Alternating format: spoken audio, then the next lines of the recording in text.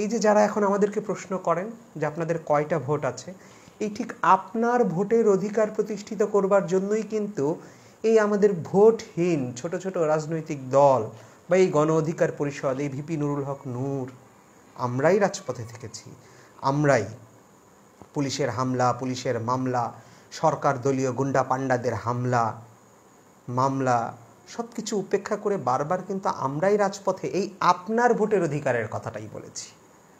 আজকে আপনি যখন অবাধভাবে নিরাপদে নিজের ভোট দেওয়ার অধিকার প্রতিষ্ঠিত হয়েছে, ঠিক তখন আপনিই আমাদেরকে প্রশ্ন করছেন আমাদের কয়টা ভোট আছে।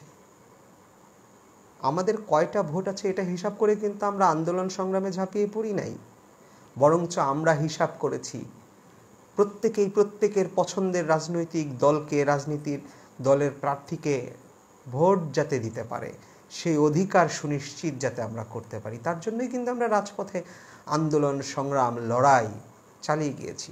প্রতিবাদ প্রতিরোধ এই সব কিছুর মধ্য দিয়ে এই আপনাদের ভোটের অধিকারই আমরা প্রতিষ্ঠিত করেছি। বা 2018 সালে নির্বাচনের পর থেকে চিন্তা করেন, এখন যাদের এত শক্তি, এখন যাদের এত গরিমা, যখন গণতন্ত্র হুমকির মুখে পড়ে, যখন জনগণ ভোট দিতে পারে না, জনগণের জবানের অধিকার থাকে না, ঠিক তখন এই লক্ষ লক্ষ লোক কোথায় থাকে? রাজপথে কর্মসূচি দেওয়ার পরেও এই লক্ষ লক্ষ লোকের মিছিল কেন রাজপথে দেখা যায় না? যে গণতন্ত্রের ক্রান্তিকাল গেছে, ঠিক সেই সময়ও হামলা মামলা গুম খুন সব কিছু উপেক্ষা করে কিন্তু আমরাই রাজপথে টিকে থেকেছি। বড় বড় রাজনৈতিক দলগুলোকে আপনারা তখন কতটা রাজপথে পেয়েছেন?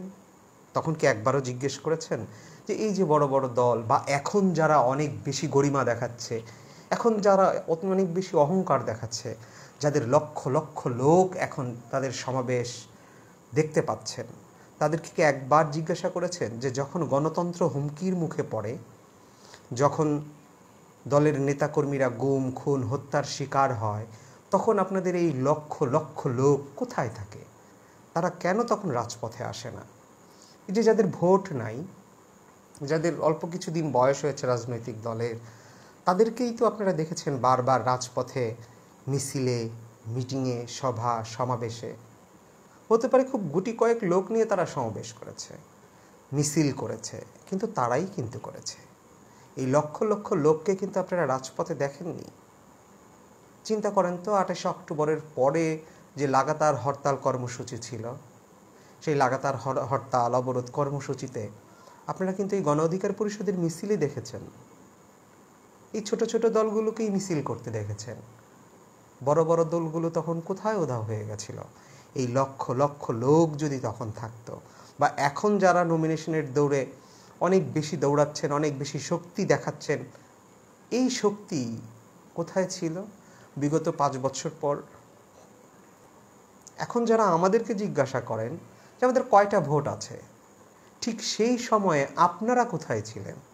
বা আপনারা তখন এই বড় দলগুলোকে জিজ্ঞাসা করেননি কেন যে আপনাদের এই তো লক্ষ লক্ষ লোক আছে, লক্ষ লক্ষ ভোটার আছে, কিন্তু রাজপথে তাদেরকে খুঁজে পাওয়া যায় না কেন?